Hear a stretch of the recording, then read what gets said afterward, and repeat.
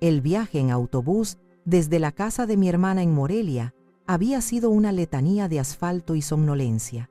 3 días y 3 noches se habían desvanecido en un murmullo de cuidados, en el aroma a hierbabuena de los tés que le preparaba a Inés y en el susurro de mi voz leyéndole pasajes de novelas hasta que su respiración se acompasaba con el sueño. Regresaba a mi hogar en la Ciudad de México con el cuerpo dolorido, pero con el alma llena de esa paz que solo da el deber cumplido. Anhelaba la geografía familiar de mi casa, el sillón donde leía por las tardes, el sonido del refrigerador, la luz cálida del porche que siempre dejaba encendida como un faro para mi propio regreso. Anhelaba incluso la presencia a veces distraída de mi hijo Silvano, el calor de un abrazo que, aunque breve, confirmaba que yo pertenecía a ese lugar. Cuando el taxi finalmente me dejó en la acera, la noche ya comenzaba a teñir el cielo de un azul profundo. Pagué al conductor, saqué mi pequeña maleta de la cajuela y sentí el aire fresco de la tarde en mi rostro. El cansancio del viaje parecía disiparse con cada paso que daba por el sendero de piedra que conducía a mi puerta. Un sendero que Rogelio, mi difunto esposo, y yo habíamos construido con nuestras propias manos.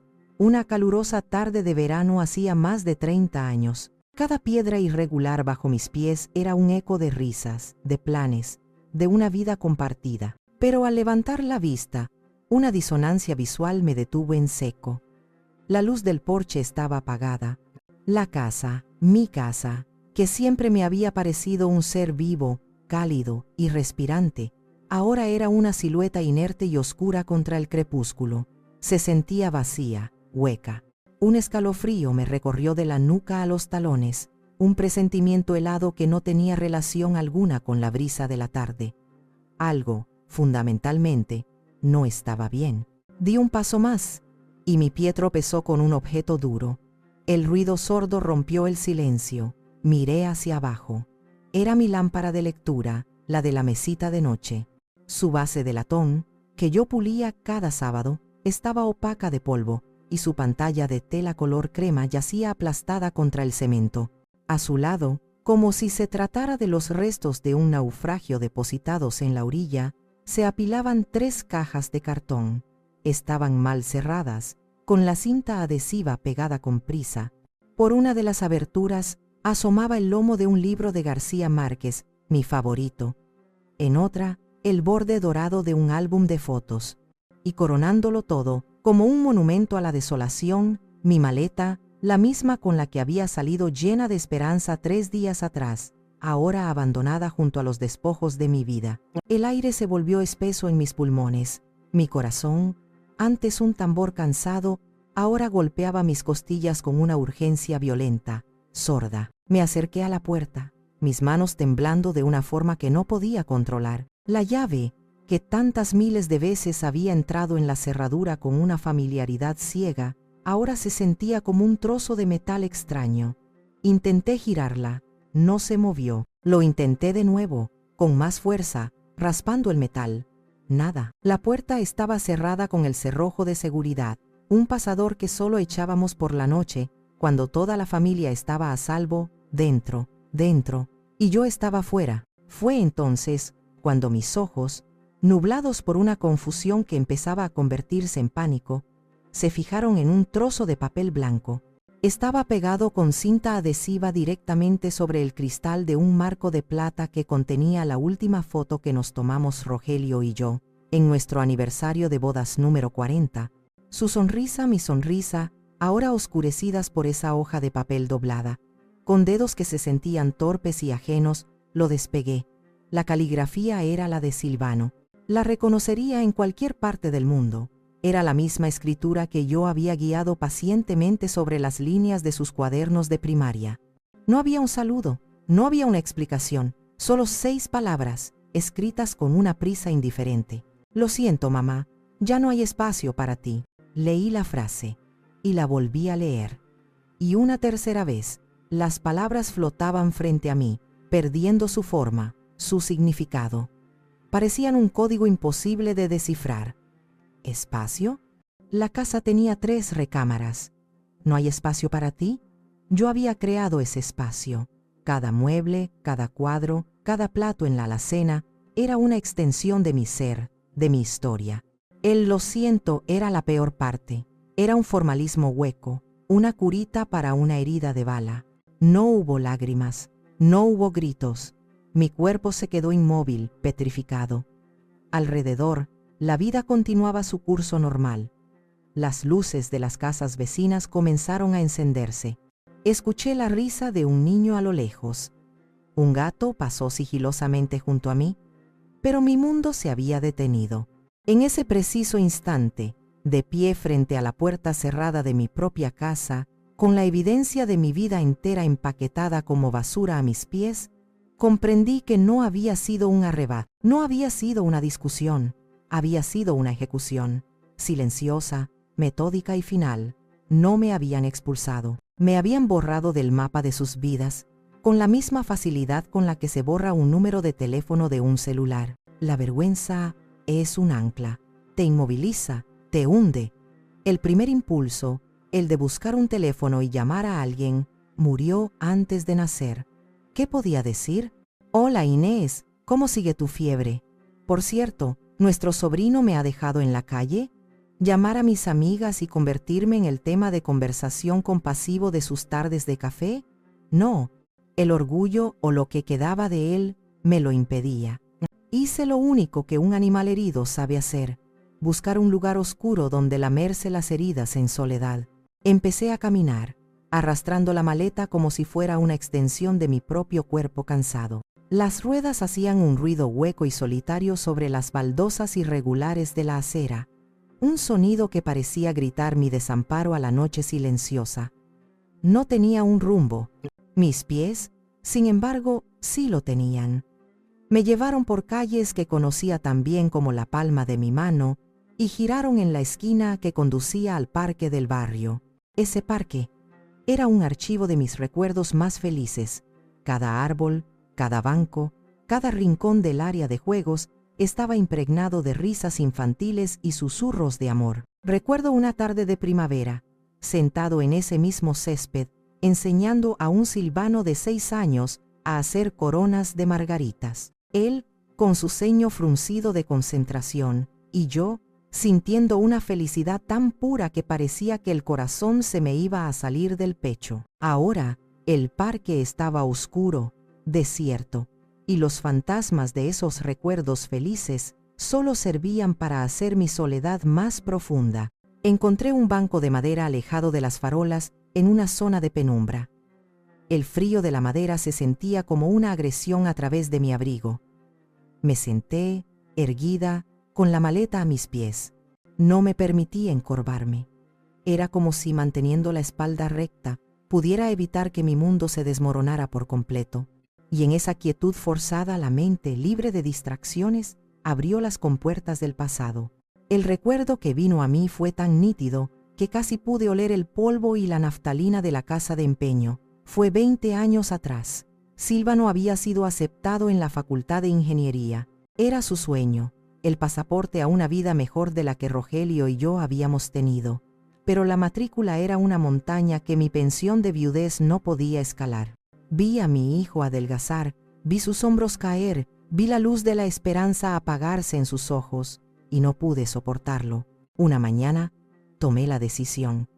Fui al fondo del armario, a la caja de sombreros donde guardaba mis tesoros más íntimos, y saqué una pequeña caja de terciopelo azul. Dentro, sobre la seda descolorida, descansaba el reloj de oro de mi padre.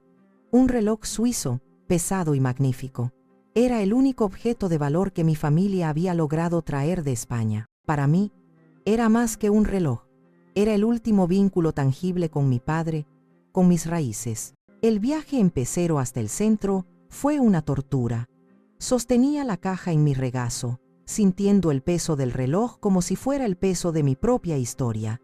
La casa de empeño olía a metal y a desesperación. El hombre detrás del mostrador, un tipo de mirada aburrida, lo examinó sin delicadeza. «Es bueno», dijo, como si hablara del clima, y me ofreció una cantidad. No era mucho, pero era suficiente. Era exactamente lo que necesitaba. El viaje de regreso fue peor. El dinero en mi bolso se sentía sucio, un pago por una traición a mi propio pasado.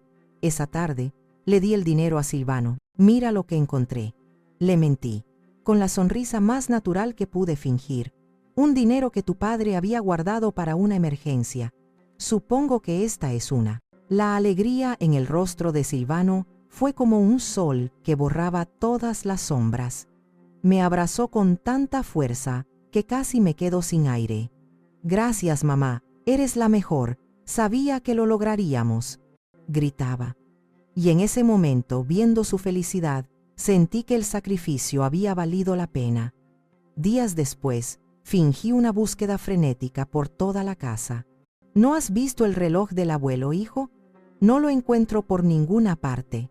Él buscó conmigo, genuinamente preocupado. Tranquila, mamá, ya aparecerá. Sentada en el banco del parque, 20 años después, el recuerdo de esa mentira piadosa me quemaba en la garganta. Siempre me había dicho a mí misma que lo hice por amor, y era cierto. Pero ahora, con el frío calándome los huesos y la nota de mi hijo en el bolsillo, me preguntaba si ese acto de amor no había sido también mi primer gran error. Le había enseñado que los problemas se solucionaban mágicamente, que los sacrificios eran invisibles. Le había allanado tanto el camino que, quizás, nunca aprendió a valorar el terreno que pisaba, y ahora ese camino lo había llevado directamente a la puerta que me había cerrado en la cara. La noche es una lupa para los remordimientos. En la soledad del parque, cada recuerdo de los últimos años se proyectaba en la pantalla de mi mente, y ahora, con los ojos abiertos por el dolor, veía los detalles que antes había ignorado. La traición no había sido un rayo en un cielo sereno, había sido una tormenta que se había formado lentamente, nube a nube, y yo me había negado a ver el cielo oscurecerse. Lorena, todo empezaba y terminaba con ella. Recordé con una claridad dolorosa una tarde de domingo, haría un año. Yo estaba en la cocina, preparando mi famoso mole, una receta de mi abuela que requería paciencia y amor. Lorena entró, sonriente como siempre. «Ay, suegra, qué bien huele, pero se ve tan cansada. ¿Por qué no me deja a mí? Váyase a descansar, yo termino». Al principio me negué, era mi ritual, mi placer, pero ella insistió con tanta dulzura, con tantos por favor, déjeme consentirla, que terminé cediendo. Me senté en la sala, escuchando los ruidos de mi cocina, sintiéndome extrañamente inútil. Cuando nos sentamos a comer, Silvano probó el mole y dijo: «Vaya, Lorena, te ha quedado increíble, casi como el de mi mamá». Lorena sonrió y me guiñó un ojo. «Es que tengo la mejor maestra». En ese momento lo vi como un cumplido. Ahora lo veía como lo que era, una toma de poder sutil, la conquista de mi territorio, de mi rol, plato a plato. Luego vino el control del dinero. Empezó con las facturas. «Suegra, para que no tenga que hacer cola en el banco, déjeme pagarle el teléfono y la luz por internet. Es más fácil». Parecía un gesto amable, y lo fue, al principio, pero pronto, «Déjeme pagarle» se convirtió en «nosotros nos encargamos». Las facturas empezaron a llegar a nombre de Silvano. Cuando pregunté por qué, Lorena respondió con una risa cantarina: «Ay, es para simplificar los trámites fiscales de Silvano, cosas de contabilidad. Usted no se preocupe». Y yo no me preocupé. ¡Qué tonta fui! No me di cuenta de que estaban borrando mi nombre de la existencia legal de mi propia casa. La escena del bolso volvió a mi mente, pero esta vez con todos los detalles siniestros. Lorena había llegado con un bolso nuevo y brillante. «Este es más moderno, suegra, el suyo está muy viejito». Y mientras vaciaba mi bolso de toda la vida, no solo encontró la credencial de elector caducada, también encontró una pequeña libreta donde yo apuntaba mis gastos, mis citas con el médico, los cumpleaños. «Mire cuántos papelitos inútiles guarda», dijo, hojeándola con una curiosidad que no era inocente. «Y la credencial. La recuerdo perfectamente ahora». No la arrugó. La dobló cuidadosamente y la deslizó en el bolsillo de su pantalón mientras me distraía mostrándome un compartimento del bolso nuevo. «Mire, aquí puede guardar las llaves para no perderlas». Fue un truco de magia, una distracción experta. Y yo, el público ingenuo, aplaudí. ¿Y Silvano? Él era el gran facilitador, el cómplice silencioso. Recordé haberlo confrontado una vez, suavemente. Hijo, me siento un poco desplazada. Lorena lo quiere controlar todo. Él suspiró, esa expresión de cansancio que yo tanto odiaba. Ay, mamá, no empieces. Lorena solo quiere ayudar. Es su forma de ser. Agradécele que se preocupe tanto por la casa y por ti. Yo no tengo tiempo para todo eso. Su respuesta me desarmó. Me hizo sentir como una anciana quejumbrosa e ingrata. Me hizo sentir culpable por sentirme mal. Era una forma de manipulación pasiva, tan efectiva como la agresión directa de Lorena. Él no quería problemas. Y yo, mi bienestar, mis sentimientos, me había convertido en un problema. Había tantas señales, las conversaciones que se interrumpían cuando yo entraba en una habitación, los planes de fin de semana de los que me enteraba a última hora, el correo que desaparecía de la mesita de la entrada. Había visto todas esas piezas del rompecabezas, pero me había negado a unirlas, porque unirlas significaba enfrentarme a una imagen aterradora, la de un hijo que no me quería, la de una nuera que me veía como un obstáculo, la de una vida construida sobre cimientos de arena. Era más fácil vivir en la negación, en la cómoda ficción de una familia feliz, pero la ficción había terminado, y la realidad, en la fría oscuridad de un parque solitario, era insoportable. El frío de la madrugada era un depredador. Se deslizaba bajo mi abrigo, me mordía los tobillos, me entumecía los dedos de las manos. Necesitaba abrigarme más. Con un movimiento lento y dolorido, me incliné y abrí la cremallera de la maleta que había permanecido a mis pies, como un perro fiel y silencioso. Buscaba a tientas un suéter de lana, uno grueso que había tejido hacía años. Mis dedos, torpes por el frío, rozaron la lana familiar, pero también tocaron algo pequeño y duro, con bordes angulosos. Lo agarré, extrañada. Lo saqué a la luz pálida de la farola, y mi respiración se detuvo. Era un cochecito de madera, un pequeño sedán rojo, tosco y encantador. La pintura estaba desgastada en las esquinas, revelando la madera clara que había debajo. Una de las ruedas delanteras estaba ligeramente torcida, dándole un aire de personaje de dibujos animados. Se lo había comprado a Silvano en un mercado de artesanías en Oaxaca, durante nuestras únicas vacaciones familiares de verdad, cuando él tenía 5 años. Rogelio todavía vivía. Recuerdo la cara de Silvano al verlo, sus ojos abiertos como platos, su boca formando una O de pura maravilla. Ese cochecito se convirtió en una extensión de su brazo. Comía con él, dormía con él, creaba mundos enteros en el jardín, donde las raíces de los árboles eran montañas y los charcos eran océanos peligrosos. El chirrido suave de sus ruedas sobre el suelo de la casa era la banda sonora de nuestra vida. No tenía ni idea de cómo había llegado a mi maleta. Debió de haber caído dentro desde una caja de recuerdos en algún momento, un polizón de un pasado que ahora se sentía como si perteneciera a otra persona. Lo sostuve en la palma de mi mano. Pesaba más de lo que parecía, como si estuviera lleno de recuerdos. Pasé el pulgar por el techo liso, por el guardabarros donde la pintura roja casi había desaparecido. Y entonces, la presa que había contenido mis emociones durante horas, finalmente se rompió. Un sollozo, hondo y desgarrador, se me escapó del pecho. No fue un llanto ruidoso, fue un derrumbe silencioso. Las lágrimas, calientes y amargas, comenzaron a brotar de mis ojos, trazando surcos helados en mis mejillas. Pero no lloraba por mí, no lloraba por la humillación, ni por la casa, ni por el futuro incierto. Lloraba por el niño. Lloraba por el niño de 5 años que creía que su madre podía arreglar cualquier cosa, desde una rueda torcida hasta una rodilla raspada. Lloraba por el niño que se acurrucaba a mi lado durante las tormentas, convencido de que mis brazos eran el refugio más seguro del mundo. Lloraba por el niño que me miraba con una adoración pura, sin filtros, una mirada que no había vuelto a ver en sus ojos de adulto desde hacía mucho, mucho tiempo. En ese momento de claridad devastadora, comprendí la verdadera dimensión de mi pérdida. No había perdido una casa, había perdido un hijo. El hombre que me había echado a la calle, el hombre que había permitido que su esposa me borrara de su vida, no era ese niño, era un impostor que habitaba su cuerpo.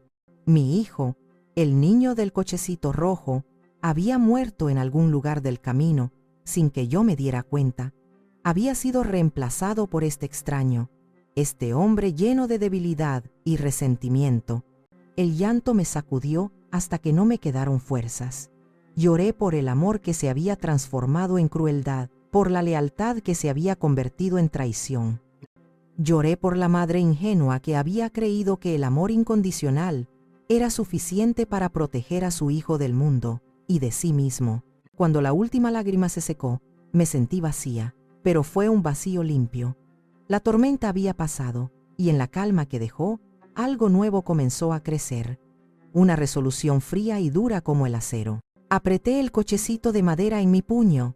Ya no era un recuerdo doloroso, era un juramento de que lucharía, no para recuperar al hijo perdido, eso era imposible. Lucharía por la mujer que ese niño había amado, lucharía por mí. El cielo en el este comenzaba a clarear. Me puse de pie. El amanecer me encontró transformada. Ya no era una víctima, era una superviviente, y estaba lista para la guerra. Los primeros albores trajeron consigo los sonidos de la ciudad despertando, el silbido lejano de un barrendero, el motor de un camión de reparto, el ladrido madrugador de un perro. Yo era una anomalía en ese paisaje, una mujer de 65 años, con la ropa impregnada del rocío de la noche y una maleta como única compañía. Sabía que no podía quedarme en el parque. Mi presencia allí era una declaración de derrota, y yo acababa de decidir que no estaba derrotada. Comencé a caminar, dejando que mis pies me guiaran. Mi cuerpo se movía con una rigidez dolorosa, pero mi mente estaba afilada, alerta. Cada detalle de la calle, antes familiar y reconfortante, ahora parecía parte de un decorado ajeno. El barrio estaba cambiando. Donde antes había pequeñas tiendas familiares, ahora se alzaban edificios de apartamentos con nombres en inglés y fachadas de cristal. Era un mundo que se movía demasiado rápido, un mundo que parecía tener poco espacio para las cosas viejas, para las personas viejas. Mis pensamientos me llevaron a un recuerdo fugaz. Lorena, hace unos meses, mostrándome un folleto satinado. Mire, suegra, estos son los nuevos desarrollos de la zona, son el futuro.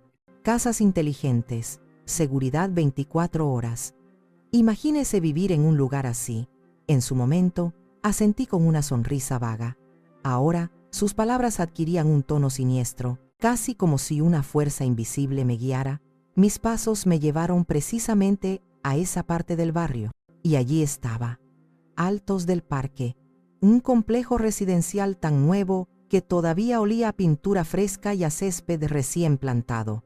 Y en la planta baja, una oficina de ventas con ventanales que iban del suelo al techo, mostrando un interior minimalista y lujoso. Me detuve al otro lado de la calle, detrás de un puesto de periódico cerrado, y los vi. Mi corazón no se aceleró, al contrario, se ralentizó, como si se preparara para recibir un golpe inevitable. Estaban sentados frente a una maqueta iluminada, escuchando atentamente a una joven vendedora de traje impecable.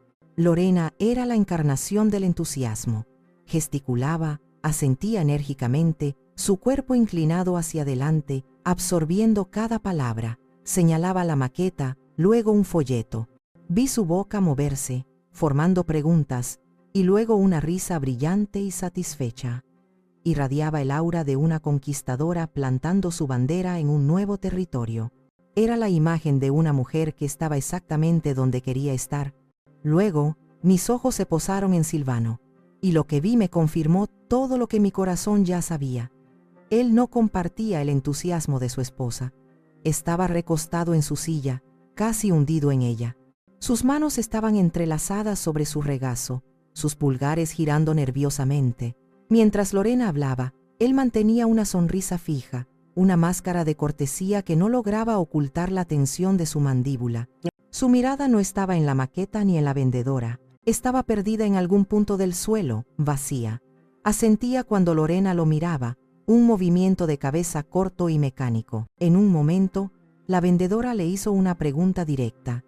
Él pareció sobresaltarse, como si despertara de un trance. Miró a Lorena, buscando una pista, una respuesta. Ella le dio un leve codazo, casi imperceptible, y le susurró algo al oído. Silvano asintió y le dijo algo breve a la vendedora. Luego, volvió a su estado de ausencia. No sentí odio. Lo que sentí fue un desprecio frío y una lástima inmensa. Lástima por el hombre enclenque en el que se había convertido mi hijo. Un hombre que había entregado su voz, su voluntad, su conciencia, a cambio de una vida sin confrontaciones. Él no era el arquitecto de mi desdicha, era simplemente el peón que había permitido que la reina se moviera por el tablero a su antojo, sacrificando a su propia madre sin dudarlo. Observé la escena durante unos minutos más, como si estuviera viendo una película muda sobre la vida de unos extraños. La confirmación de su traición, vista con mis propios ojos, no me hirió. Al contrario, me dio una extraña sensación de poder. Me liberó de la última y más pequeña partícula de duda. Ya no había espacio para la esperanza de un malentendido. El cuadro era claro, nítido y feo. Me di la vuelta, sin hacer ruido. Ya había visto suficiente. Sabía contra quién luchaba, y sabía por qué. Y la debilidad de mi enemigo, su patética sumisión, era mi mayor ventaja. El sol de la mañana empezaba a calentar, pero el frío que yo sentía era interno. Caminé hasta encontrar una pequeña cafetería, una de esas antiguas, con sillas de formica y el reconfortante aroma a café recién hecho. Necesitaba dos cosas con urgencia, cafeína y un plan. Y mi teléfono, parpadeando con su última gota de energía, necesitaba electricidad. Mientras el teléfono se cargaba en un enchufe junto a mi mesa, pedí un café negro y me senté a mirar por la ventana. La gente pasaba, absorta en sus propias vidas. Me sentí invisible, una espectadora de un mundo al que ya no pertenecía. La soledad era un peso físico. Fue entonces cuando recordé a Beatriz. Beatriz Herrera y yo habíamos sido más que colegas en la firma de contabilidad. Habíamos sido aliadas. En un mundo de hombres, nosotras éramos las veteranas, las que conocían todos los trucos, las que se cubrían las espaldas. Nos habíamos jubilado casi al mismo tiempo, pero habíamos perdido el contacto, absorbidas cada una por nuestras nuevas vidas. Busqué su número en la vieja agenda de mi teléfono, rezando para que no lo hubiera cambiado. Sonó 3 veces. Bueno, respondió una voz enérgica y familiar. ¿Beatriz? Dije. Mi propia voz sonando débil y extraña. Hubo un silencio. ¿Amalia? ¿Amalia Fuentes? Milagro que te acuerdes de los pobres. La calidez de su voz fue como un bálsamo. Le expliqué vagamente que estaba en el barrio, que tenía un problema y que necesitaba hablar con alguien. ¿Un problema? Amalia, tu voz suena terrible. ¿Dónde estás? Voy para allá. 20 minutos después, Beatriz entró en la cafetería. Seguía igual, su energía arrolladora, su mirada aguda que no se perdía un detalle. Me abrazó con fuerza y luego se sentó, pidiendo un café para ella. ¿Y bien? Dijo, yendo directo al grano como siempre. Desembucha. Y lo hice. Con la voz entrecortada al principio, pero luego con una fluidez impulsada por la necesidad, le conté todo. La puerta cerrada, las cajas, la nota, la noche en el parque, la escena en la inmobiliaria. Ella escuchó sin interrumpir, su rostro endureciéndose con cada palabra que yo decía. Cuando terminé, se quedó en silencio, tamborileando con los dedos sobre la mesa. «Hijos de su», masculló, y luego me miró fijamente. «Lo siento, Amalia, lo siento de verdad, pero ahora no es momento de sentirlo, es momento de actuar. ¿Sabes lo peor de todo esto? Que tu historia no es única. He visto esto antes». Se inclinó sobre la mesa. Hace un par de años, la prima de mi esposo, una mujer encantadora, viuda como tú, su hijo y su nuera, un encanto de personas en apariencia, la convencieron de que les diera un poder notarial para ayudarla con sus trámites. Decían que era para pagar sus impuestos, para el seguro médico. Ella, confiada, firmó. 6 meses después, La casa estaba a nombre de ellos. Un año después, ella estaba en una residencia de ancianos a 2 horas de la ciudad y la casa estaba vendida. Cuando se dio cuenta, ya era demasiado tarde. La historia me cayó como un balde de agua helada. ¿Y qué pasó?, pregunté con un hilo de voz. Nada, legalmente no pudo hacer nada. El poder era válido, perdió todo. El pánico amenazó con paralizarme de nuevo, pero Beatriz me tomó la mano sobre la mesa. Pero tú, Amalia, tienes una ventaja. Ellos creen que eres débil, creen que estás sola, y se equivocan en ambas cosas. Ahora, escúchame con atención, olvida el dolor por un momento. Tenemos que ser más listas que ellos. Lo primero es lo primero. ¿Dónde están los papeles de la casa? ¿Las escrituras originales? La pregunta fue como un relámpago. De repente el recuerdo del estudio, de la caja fuerte, de la promesa de Rogelio, volvió a mí con una fuerza abrumadora. Creo que sé dónde están, dije, y por primera vez mi voz no sonó a víctima, sonó a esperanza. Beatriz sonrió, una sonrisa tensa y decidida. Bien, ese es nuestro punto de partida. Vamos a encontrar esos papeles. Y luego, Amalia, vamos a hacer que esos dos se arrepientan del día en que subestimaron a tu amiga, la contadora. Su energía era contagiosa. Sentí como una chispa de mi antigua yo, la mujer eficiente y meticulosa, volvía a la vida. Ya no estaba sola y tenía una misión. La dirección del estudio estaba grabada en mi memoria. Era un lugar al que no había ido en más de un año, pero el camino para llegar allí era un mapa trazado en mi corazón. Beatriz insistió en acompañarme. No voy a dejarte sola en esto, dijo con una firmeza que no admitía discusión. Tomamos un taxi y nos adentramos en el bullicio del centro de la ciudad.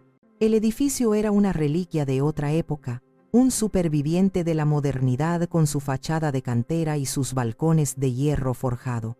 En la planta baja, la librería de segunda mano seguía allí, un refugio silencioso contra el caos exterior. Subimos las escaleras de madera, y el eco de nuestros pasos parecía despertar a los fantasmas del pasado. Saqué el llavero de mi bolso. Mis manos temblaban ligeramente, no de miedo, sino de anticipación. La llave de latón, con su cabeza ornamentada, se sentía extraña y familiar al mismo tiempo. Entró en la cerradura con un sonido metálico y seco. Giré. La puerta se abrió con un quejido largo, como un suspiro. El aire del interior era denso, inmóvil, un cóctel de aromas que me golpeó con la fuerza de un recuerdo. Papel viejo, cuero, el tenue y dulce aroma del tabaco de pipa de Rogelio y el perfume de los saquitos de lavanda que yo misma había cocido. La luz del mediodía se filtraba a través de los ventanales polvorientos, iluminando las partículas de polvo que danzaban en el aire como diminutos diamantes. Beatriz entró detrás de mí, mirando a su alrededor con respeto. «Vaya», susurró. Así que este era el famoso refugio de Rogelio.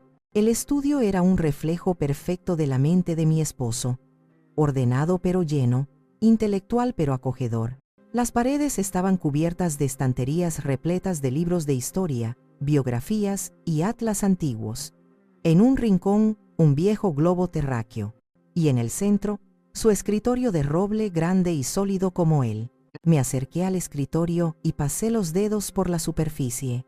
Estaba cubierto por una fina capa de polvo. Recordé a Rogelio sentado allí, con sus gafas de lectura en la punta de la nariz, absorto en algún mapa o documento. Y entonces, el recuerdo de sus últimas palabras sobre este lugar volvió a mí, tan claro como si me las estuviera susurrando al oído en ese mismo instante. Estaba postrado en la cama, su cuerpo frágil, pero su mirada todavía llena de lucidez.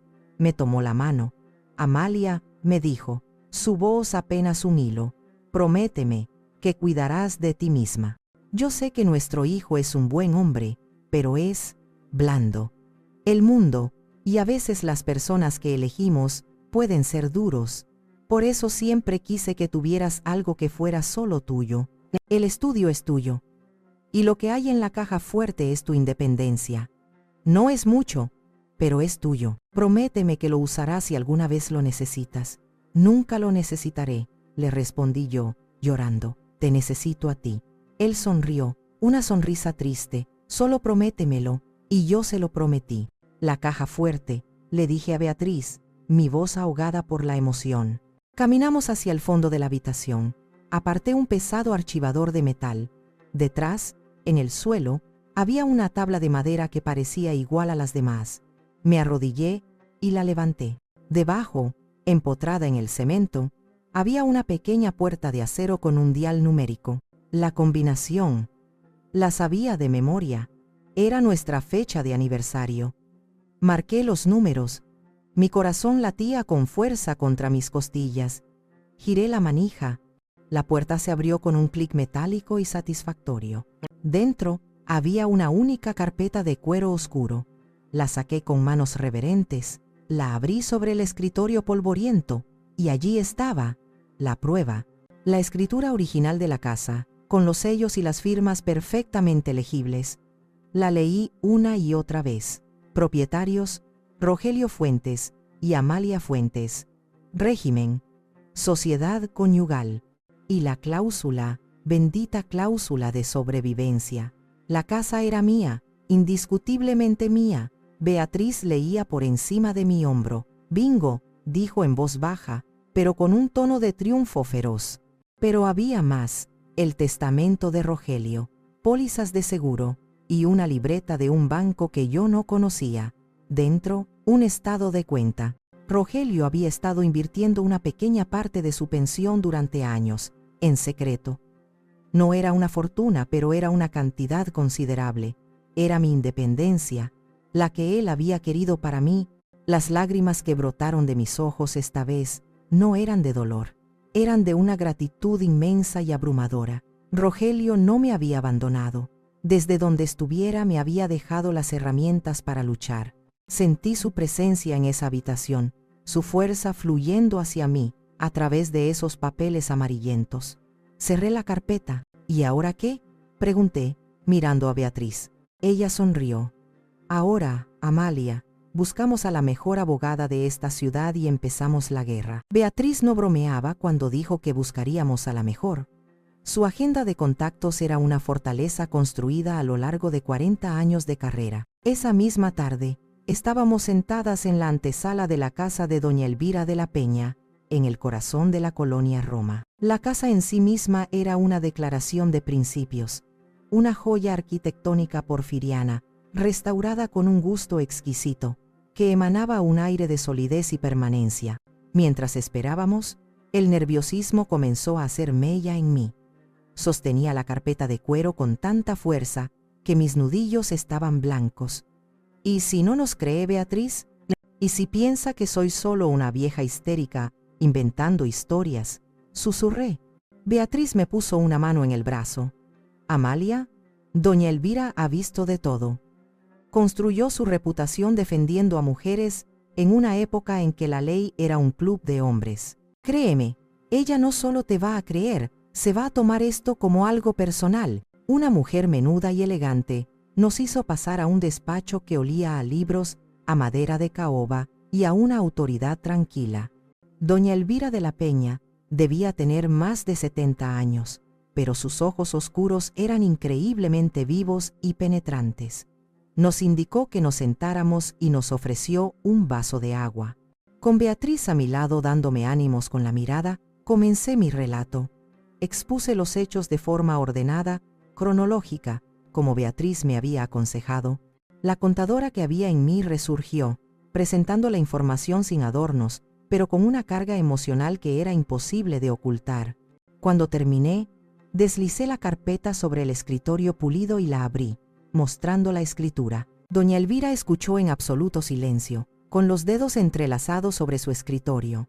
Su rostro era impasible, pero sus ojos no se apartaron de los míos. Cuando terminé, tomó la escritura y la examinó con unas gafas de media luna. Pasó varios minutos leyendo cada cláusula, cada firma. Luego se las quitó, se reclinó en su sillón y me miró. «Señora Fuentes», dijo, y su voz era sorprendentemente suave. «Lamento profundamente por lo que está pasando. La traición de un hijo es una herida que ninguna ley puede curar del todo». Hizo una pausa. pero lo que sí puede hacer la ley es detener la sangría y castigar a los culpables. Y eso, le aseguro, es exactamente lo que vamos a hacer. La empatía en su voz, seguida de esa promesa de acero, fue todo lo que necesitaba. Sentí que podía respirar por primera vez en días. Su caso es, tristemente, un clásico, continuó. Abuso de confianza, manipulación emocional y, por lo que me cuenta de la credencial y las facturas, probablemente falsificación de documentos y fraude. La buena noticia es que ellos han sido arrogantes y descuidados. Y nosotros vamos a ser metódicos y precisos. Nos explicó su estrategia, y era como ver a un general desplegar un mapa de batalla. El primer objetivo es la contención. Hay que levantar un muro legal infranqueable alrededor de su propiedad, y hay que hacerlo ya. Mañana a primera hora, mi asistente presentará una alerta en el registro público de la propiedad. Cualquier movimiento sobre ese inmueble quedará congelado. El segundo paso es la ofensiva psicológica, dijo, y una chispa brilló en sus ojos. Redactaremos 2 notificaciones formales. No serán cartas de un abogado cualquiera, serán documentos notarizados, entregados por un actuario en sus lugares de trabajo. No hay nada que asuste más a un empleado de oficina que un actuador judicial preguntando por él en recepción. Les informaremos, en un lenguaje legal inequívoco, que usted es la única propietaria, que conocemos sus maniobras fraudulentas, y que cualquier nuevo intento será respondido con acciones penales. Me compartió una breve anécdota, sin dar nombres. Hace años, defendí a una mujer en una situación similar. Su yerno intentaba hacer lo mismo. La notificación llegó en medio de una importante reunión de su empresa. Fue tan efectivo que a la hora siguiente ya estaba llamando para suplicar. La humillación pública, Amalia, es un arma muy poderosa contra la gente que vive de las apariencias. Finalmente, nos dio instrucciones claras. Usted por ahora se mantendrá en silencio. No responda a sus llamadas. No conteste a sus mensajes. Cualquier comunicación será a través de mi despacho. Ellos han usado el silencio para aislarla. Ahora nosotras usaremos el silencio para atormentarlos. Salimos de su casa cuando el sol comenzaba a ponerse. El cielo estaba teñido de naranja y púrpura. Me sentía exhausta, pero también extrañamente vigorizada. Ya no era una víctima a la deriva. Era una clienta. Tenía representación legal. Y tenía un plan. El muro había comenzado a construirse. Los 2 días siguientes fueron una extraña mezcla de calma y tensión. Me instalé en el estudio, que rápidamente se convirtió en mi pequeño universo. Limpié el polvo de años, abrí las ventanas para que entrara el aire fresco y compré una pequeña parrilla eléctrica y un frigobar. Sobrevivía con comidas sencillas, queso, fruta, sopa instantánea. Dormía en un viejo sofá cama que rechinaba con cada movimiento. Era una existencia espartana, pero era mía. Por las mañanas, Beatriz pasaba a verme, me traía pan dulce y un periódico, y repasábamos la estrategia. Su amistad era un ancla en mi mar de incertidumbre. La tarde del miércoles, doña Elvira llamó para confirmar. Las notificaciones habían sido entregadas. La bomba ha sido activada, dijo con su calma habitual. Ahora esperamos la explosión. No tardó en llegar. A las 6:15, mi teléfono vibró. Silvano. La imagen de su nombre en la pantalla me provocó una punzada de dolor, un reflejo condicionado de madre. Pero la mujer que era ahora, la clienta de doña Elvira, silenció el teléfono y lo dejó sobre la mesa. Vibró una y otra vez, una súplica electrónica desesperada. Lo ignoré. Luego vinieron los mensajes de texto. El primero, mamá, tenemos que hablar. Urgente. El segundo, por favor contesta, esto es un error. El tercero, Lorena está muy mal, nos estás destruyendo. Cada mensaje era un intento de manipulación, una apelación a la culpa que también sabían instigar en mí. Siguiendo las instrucciones, no respondí. La explosión final llegó en forma de un mensaje de Lorena. Era un texto largo, furioso, lleno de acusaciones. ¿Cómo te atreves? Después de todo lo que hemos hecho por ti, te cuidamos, te mantenemos, y así nos pagas. avergonzando a Silvano en su trabajo. Eres una vieja malagradecida y la joya de la corona. Podríamos haber arreglado esto en familia. Leí el mensaje y en lugar de sentirme herida, sentí una rabia fría y lúcida. ¿Familia? ¿La que te borra y te tira a la basura? Con una calma glacial, escribí la respuesta que doña Elvira y yo habíamos preparado. Cualquier comunicación futura deberá ser dirigida a mi abogada, la licenciada Elvira de la Peña, a su despacho. No habrá más contacto directo. Envié el mensaje y apagué el teléfono. El silencio en el estudio era absoluto. Sabía que al otro lado de la ciudad reinaba el pánico. Los había despojado de su arma principal, mi amor y mi miedo a la confrontación. Ahora estaban solos, frente a un muro legal que no sabían cómo escalar. Esa noche, sin embargo, la guerra llegó a mi puerta. Unos golpes fuertes y urgentes resonaron en el pasillo. Miré por la mirilla. Era Silvano, solo. Su rostro estaba desencajado, sus ojos rojos. Parecía 10 años más viejo.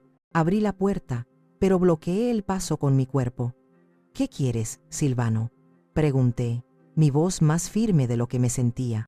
Mamá, por el amor de Dios, ¿qué estás haciendo?, suplicó. Casi me despiden. Mi jefe me llamó a su oficina. Un actuario. ¿Sabes la vergüenza?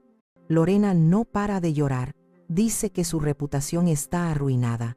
Lo escuché sin decir una palabra. Dejé que se desahogara, que vomitara su pánico y su autocompasión. Cuando terminó, lo miré a los ojos. La vergüenza, Silvano, es encontrar las fotos de tu difunto esposo tiradas en el porche.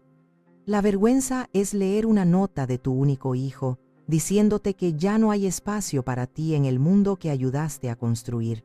Lo que tú sientes no es vergüenza, es miedo a las consecuencias. Y apenas estás empezando a conocerlas. Intentó replicar, apelar a mi sentimentalismo. Pero mamá, soy tu hijo.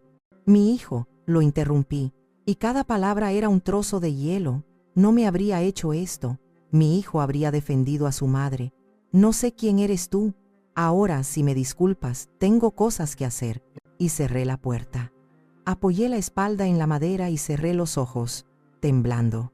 Había sido lo más difícil que había hecho en mi vida, pero al hacerlo, sentí que la última cadena que me ataba a la mujer débil que había sido, por fin, se había roto. La invitación a la cena de reconciliación llegó 2 días después, como un misil teledirigido. Era un mensaje de texto de Silvano, pero la prosa florida y las palabras cuidadosamente elegidas, diálogo respetuoso, sanar heridas, espíritu de familia, tenían la firma inconfundible de Lorena. Era una trampa, tan burda y transparente que resultaba ofensiva. Querían llevarme a su terreno, a la casa, donde el peso de los recuerdos y la dinámica de poder familiar jugaban a su favor. Es perfecto, dijo doña Elvira cuando le leí el mensaje por teléfono. Un lobo nunca es más peligroso que cuando se cree el dueño del bosque. Acepta. Diles que irás el sábado, y que, debido a tu estado emocional, necesitarás llevar a una amiga de confianza para que te acompañe.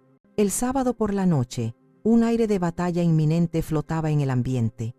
Me puse un vestido azul oscuro, un color que me hacía sentir serena y fuerte. Beatriz pasó a recogerme primero. Su presencia sólida era un ancla. Juntas, fuimos a casa de doña Elvira. La abogada no llevaba un traje sastre, sino un elegante vestido de seda negra y un discreto collar de perlas. Parecía que íbamos a la ópera, no a una confrontación. Su maletín de cuero, sin embargo, descansaba a su lado como un arma cargada. Cuando llegamos a la casa, la transformación era asombrosa.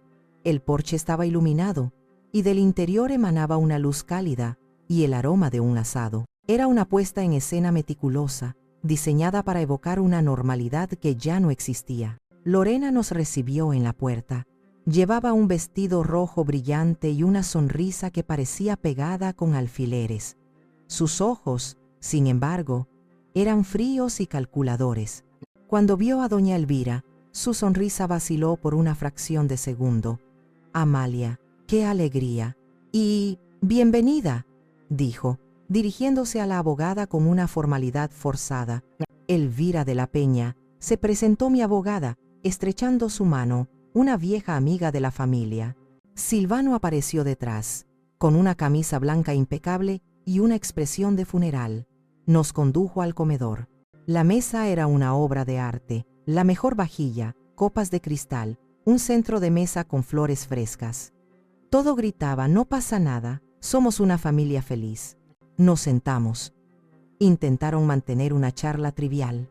Silvano preguntó por mi hermana Inés. Lorena comentó el clima. Era un diálogo surrealista, como el de unos extraños en un ascensor. La comida fue servida. Nadie probó bocado. La tensión en la habitación era tan densa que se podía cortar con un cuchillo. Finalmente, Lorena, incapaz de soportar más la farsa, dejó los cubiertos a un lado y carraspeó. Bien, comenzó, adoptando un tono de terapeuta condescendiente. Te agradecemos que hayas venido, Amalia.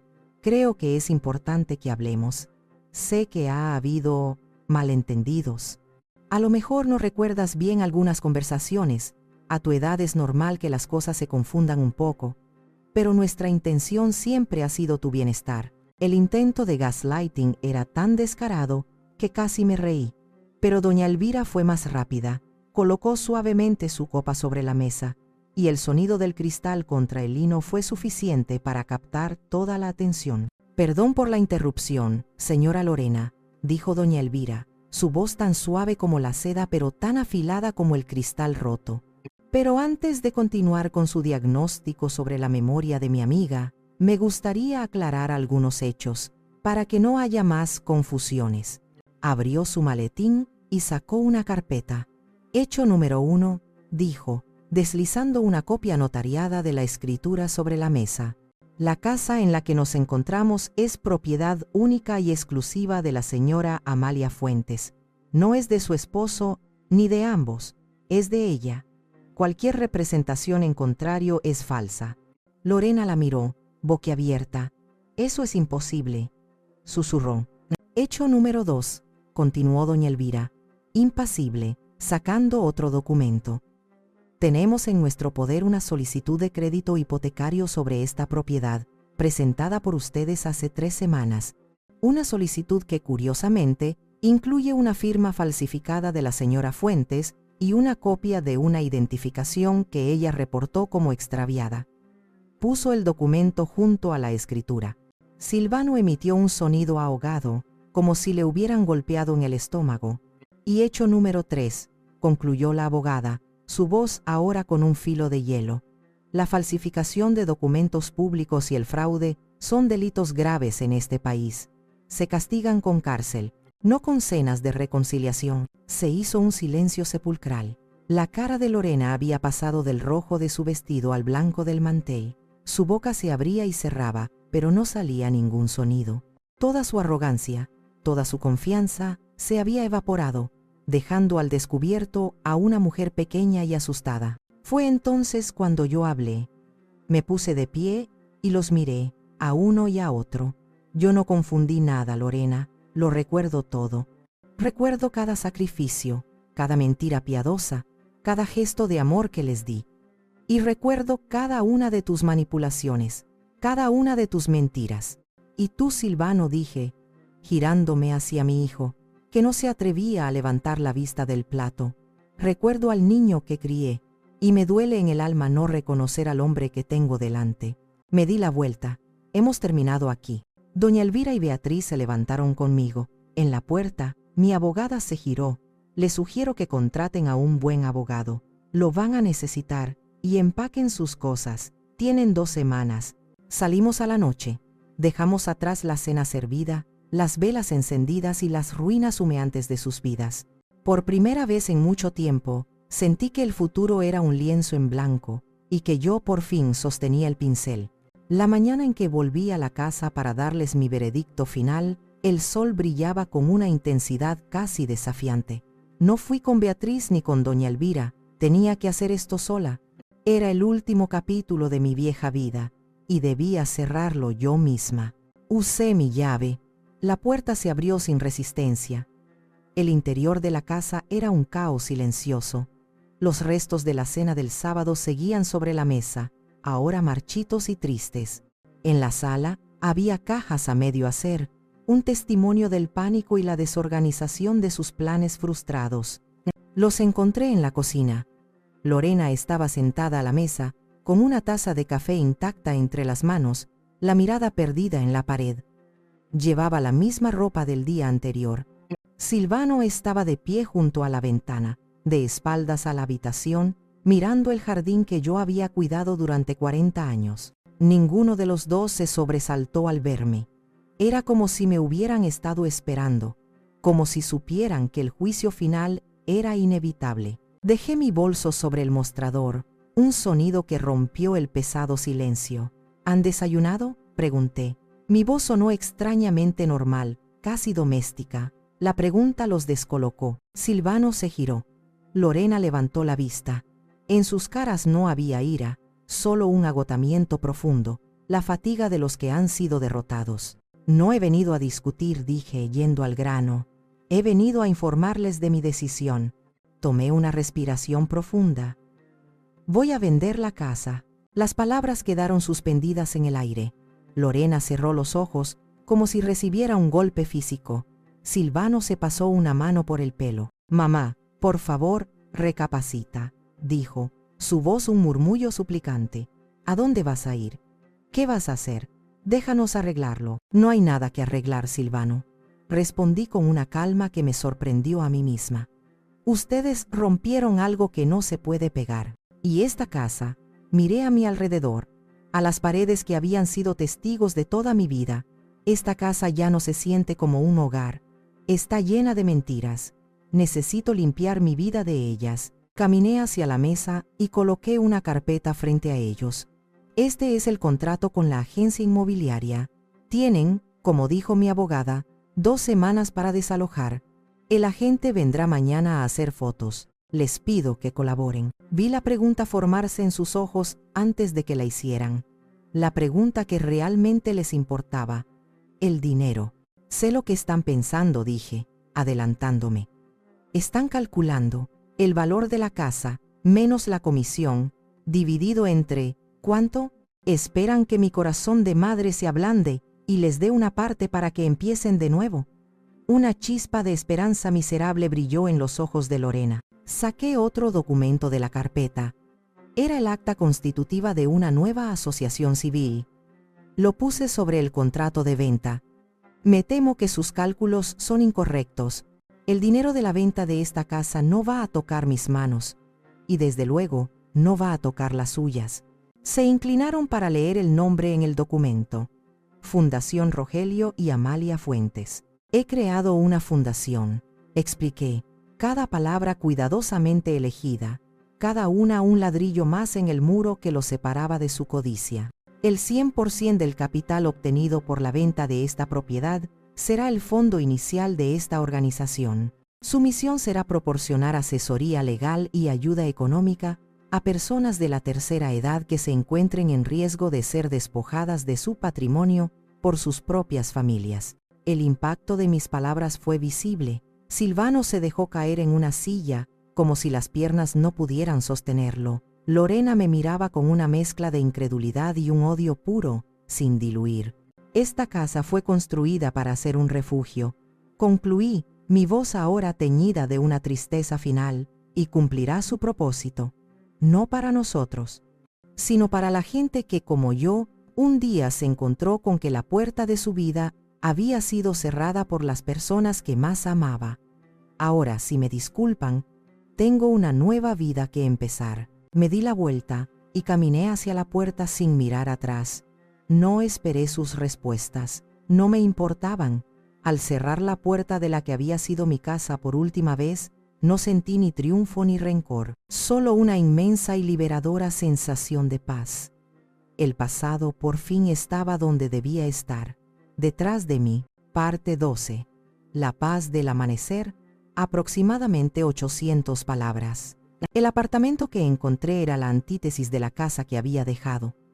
Era pequeño, en un cuarto piso sin ascensor, con paredes blancas y desnudas, y una sola ventana grande que daba a un mar de tejados. Pero desde esa ventana, cada mañana, entraba una luz limpia y honesta que lo inundaba todo. se convirtió en mi lienzo en blanco. Lo amueblé con lo poco que me había llevado y con piezas de segunda mano que fui encontrando. Cada objeto tenía una historia, pero era una historia nueva, elegida por mí. El sillón de lectura lo compré en un bazar a una joven que se mudaba del país. La pequeña mesa de madera la restauré yo misma durante varias tardes. Mi nuevo hogar no estaba lleno de recuerdos impuestos, sino de posibilidades elegidas. La fundación se convirtió en el centro de mi nueva vida. Beatriz, con su energía inagotable, resultó ser una directora formidable. Doña Elvira nos guiaba con su sabiduría legal. Yo me encargaba de hablar con los solicitantes, escuchaba sus historias, que eran ecos de la mía, y en cada vida que tocábamos, en cada pequeño abuso que lográbamos detener, sentía que mi propia historia se reescribía, transformándose de una tragedia personal a un catalizador de cambio. Recibíamos cartas. Una mujer de un pueblo de Oaxaca nos escribió para contarnos que, gracias a nuestra ayuda, había podido detener la venta de su pequeña parcela de tierra, lo único que tenía. Ustedes me devolvieron la voz cuando creía que ya no la tenía, escribió. Pegué su carta en la pared de mi pequeña cocina. Era más valiosa que cualquier título de propiedad. Una tarde, mientras desempaquetaba la última caja de fotografías, la encontré, la foto de la graduación de Silvano, y el hueco blanco donde yo debería haber estado. La miré durante un largo rato. El recuerdo de mi reacción inicial, el dolor agudo de la anulación, parecía lejano, como si le hubiera pasado a otra persona. Ahora, al mirar ese espacio vacío, no sentía nada. O mejor dicho, sentía una profunda indiferencia.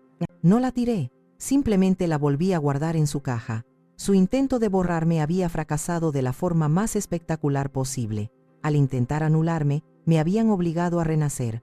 Al quitarme mi pequeña vida, me habían empujado a construir una mucho más grande y significativa. Meses después, el centro comunitario del barrio me invitó a dar una charla sobre la autonomía de las personas mayores. Acepté sin dudarlo.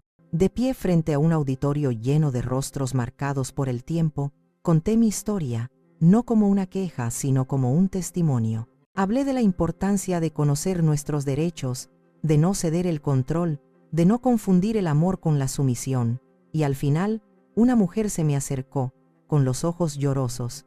«Gracias», me dijo. «Hoy, he decidido que voy a recuperar las llaves de mi propia casa». Esa noche, al volver a mi apartamento, me senté junto a la ventana. La ciudad se extendía a mis pies, un tapiz de luces parpadeantes. La planta de lavanda que había puesto en el alféizar había resistido el invierno y ahora tenía nuevos brotes, torcidos pero tenaces, buscando la luz. Como yo, respiré hondo. El aire olía a noche y a un futuro incierto, pero por primera vez en mi vida, la incertidumbre no me daba miedo, me daba libertad. Había aprendido que un hogar no son 4 paredes, sino el espacio donde tu alma puede respirar en paz, y yo por fin estaba en casa. Mi viaje, el verdadero, no había hecho más que empezar.